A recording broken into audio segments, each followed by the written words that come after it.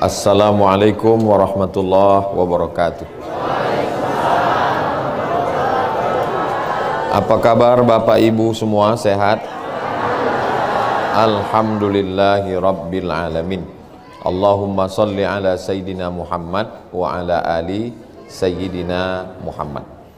Nanti setelah kembali ke tanah air, lalu kemudian anak, menantu, kawan, sahabat, jiran, tetangga bertanya, macam manalah kemarin Pak di Makkah itu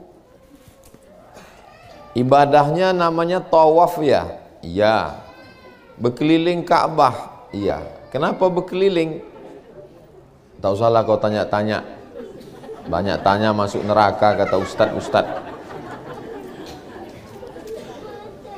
Allah bersumpah dalam Al-Quran, wal baitil ma'mur, demi satu makhluk ciptaan Allah namanya Al-Baitul Ma'mur, tempatnya di langit yang ketujuh. Dalam hadis Sahih Al-Bukhari disebutkan, yadkhuluhu sab'una alfan, 70.000 malaikat bertawaf di sekeliling Al-Baitul Ma'mur, di langit yang ketujuh. Jadi setiap langit itu ada tempat malaikat bertawaf. Tapi yang disebutkan dalam Quran, di langit yang ketujuh yang paling tinggi, berkelilinglah malaikat di situ, dan malaikat itu tidak berhenti macam kita 7 putaran. Lalu kemudian langit yang paling bawah namanya Baitul Izzah, sama dunia. Di Baitul Izzah itu pun malaikat berkeliling. Waktu Nabi Adam turun ke bumi, dia rindu menengok seperti yang dilihatnya waktu dia di atas dulu. Maka Allah Subhanahu wa taala memerintahkan dia membangun Ka'bah. Maka manusia, anak cucu keturunan Adam pun ikut melakukan perbuatan yang sama seperti yang dilakukan malaikat. Inilah ibadah kita ini, ibadahnya malaikat. Langit 1, 2, 3, 4, 5, 6, 7. 7 putaran kita itu sama macam putaran 7 level malaikat yang ada di langit 1, langit 2, langit 3. Bedanya kita habis 7 putaran berhenti. Sedangkan mereka tak pernah berhenti dan bunyi kalimatnya sama. Subhanallah walhamdulillah wa la ilaha illallah wallahu akbar. Subhanallah walhamdulillah wa la ilaha illallah wallahu akbar. Subhanallah walhamdulillah wa la ilaha illallah wallahu akbar. Kalau ada di antara Bapak Ibu yang batuk, itu normal. Yang ke Makkah ini tak batuk cuman satu, onta. Tapi bukan berarti yang tak batuk itu onta. Mudah-mudahan semuanya sehat insyaallah. Makanya kadang waktu di masjid tuh pas ruku, pas sujud, itu aja yang kita dengarkan. Karena maklumlah banyak manusia. Tapi insyaallah batuknya itu pun bernilai tasbih insyaallah. Karena bunyinya hanya batuk, tapi di dalamnya tetap subhanallah walhamdulillah wala ilaha illallah wallahu akbar. Jadi nanti kalau ditanya, kira-kira udah bisa jawab kan? Kenapa lama berkeliling di situ? Udah dijelaskan Ustaz Somad waktu tabligh akbar terakhir itu kemarin. Apa alasannya? Yang terpikir aku ada tempat celak belum dibeli, ceret lagi, onta cucu lagi 3, baru dapat 2. Insya Allah. Oh Ustadz ini macam tak belanja aja. Saya kemarin belanja. Saya pakai masker, pakai kacamata hitam, naikkan ke atas, jalan saya ke belakang. Saya kalau belanja yang pasar tradisional itu, samping Zam-Zam Tower itu terus ke belakang. Ada juga yang curiga, Ustaz Somad ya? Mirip kata saya.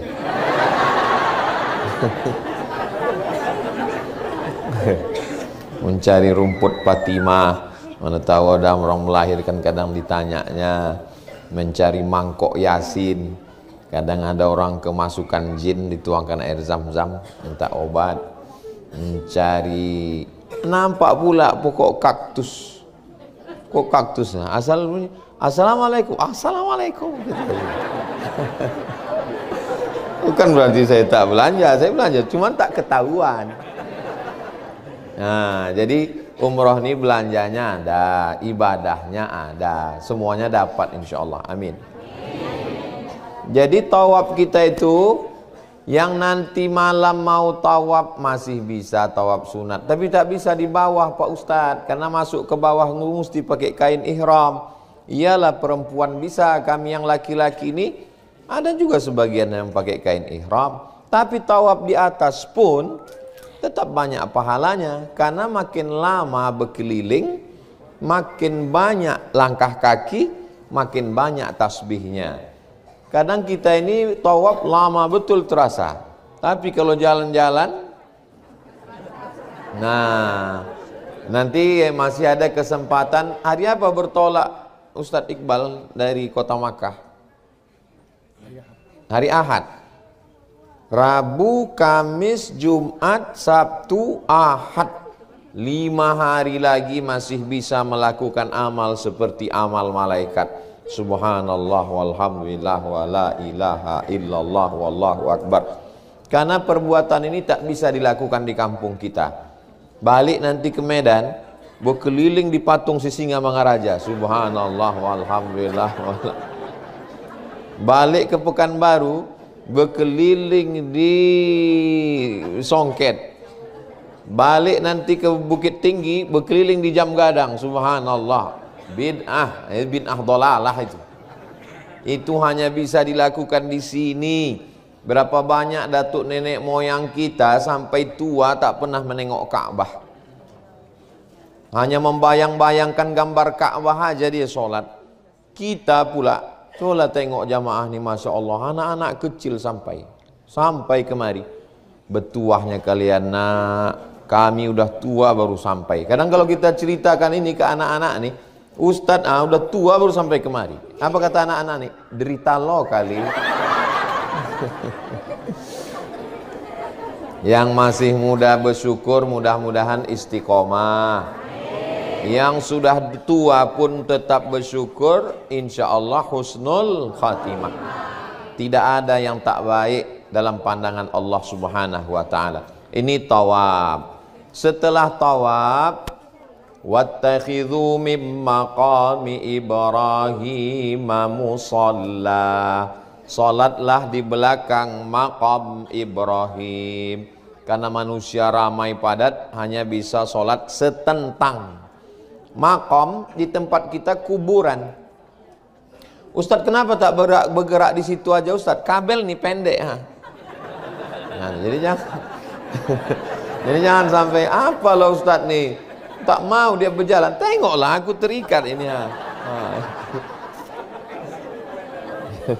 Bukan tak mau berjalan.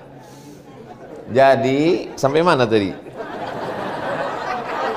Maqam Ibrahim, tempat tapak kaki Nabi Ibrahim. Itu dulu tempat tapak kaki Nabi Ibrahim itu besar, sebesar musola di kampung kita. Lalu kemudian menghalangi orang tawaf. Kalau besar dia kan terhalang orang tawaf. Jadi ulama Saudi Arabia berijtihad mau dicabut tapak kaki. Udah ibu bapak intip menengok tapak kaki itu. Mau dicabut orang itu, mau ditempelkannya ke dinding Ka'bah. Seluruh ulama di sini setuju menempelkan tapak kaki itu ke dinding Ka'bah. Kalau ditempelkan itu ke dinding Ka'bah, amanlah, tak ada hambatan kan? Datang Syekh Muhammad Mutawalli Asy-Sya'rawi, ulama Al-Azhar Mesir.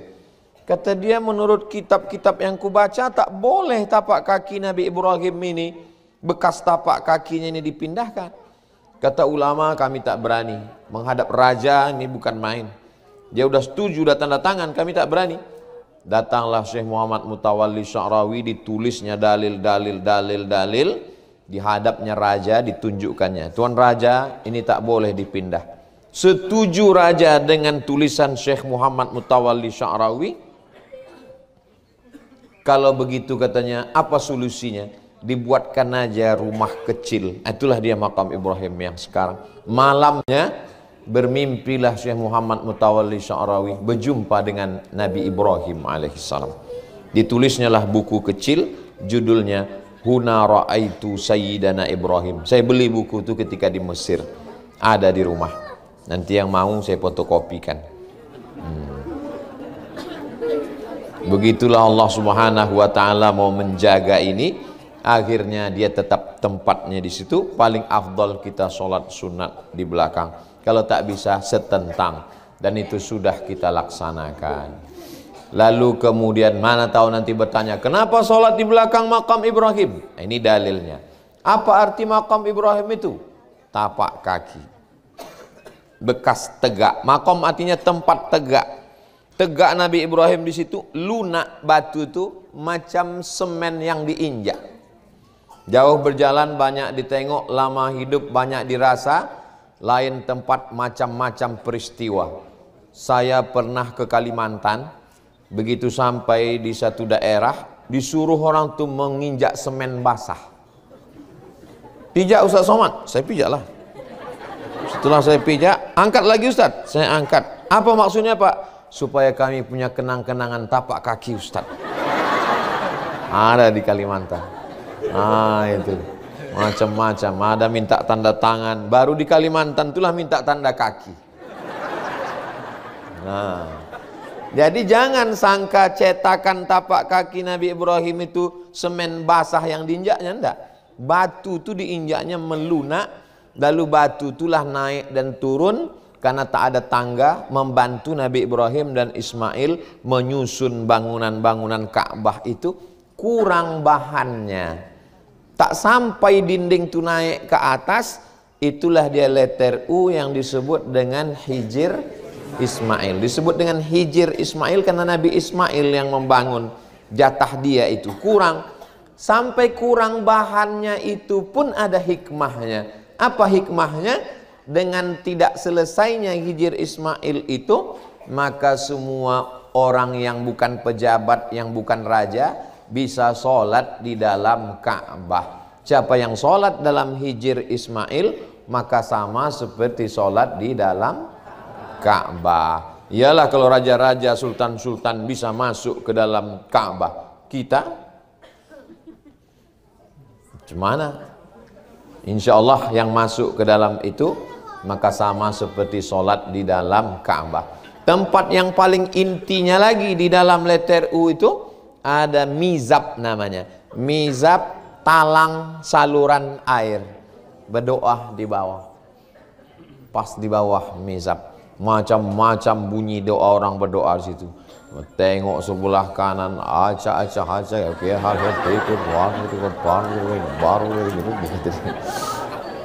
jangan asik menengok itu, lupa pula doa awak. Tengok pula sebelah kiri, ya Allah, iki wis pirang-pirang dina bojone orang teko. Nah, itu. Jangan gara-gara menengok orang berdoa lupa pula doa kita.